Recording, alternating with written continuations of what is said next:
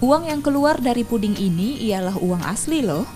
Puding unik ini bernama money roll puding dan sedang populer di Palembang. Puding ini kerap menjadi kue ulang tahun karena terdapat gulungan uang di dalamnya dan bisa ditarik seperti ini. Pengusaha kue menjadikan money roll puding sebagai daya tarik kepada konsumen di tengah pandemi COVID-19. Inovasi terus dilakukan agar tetap bisa bertahan. Proses pembuatannya mirip dengan pembuatan puding umumnya.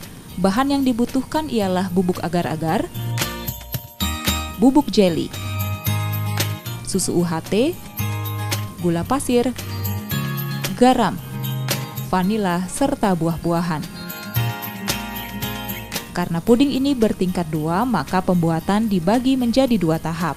Untuk lapisan pertama, masak bubuk agar-agar, bubuk jeli, gula, dan air. Sambil menunggu mendidih, potong tipis buah mangga dan masukkan ke dalam cetakan puding. Setelah adonan puding mendidih, masukkan ke cetakan puding yang telah berisi potongan mangga.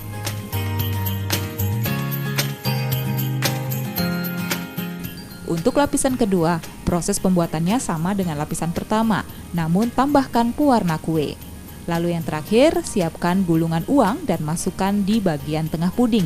Kemudian tutupi dengan potongan buah mangga dan stroberi pada bagian atasnya.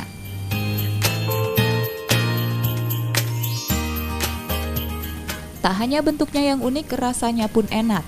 Money roll puding ini pun mampu menarik minat konsumen. Puding ATM ulang tahun. Jadi di dalam puding itu nanti ada uang yang bisa ditarik. Nah, itu yang bikin anak-anak seneng.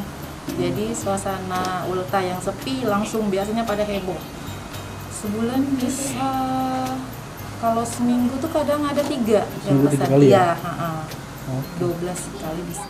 Menarik soalnya selain seger juga ada vitaminnya karena kue itu ada buahnya, mengandung buah. Dan harganya juga lumayan.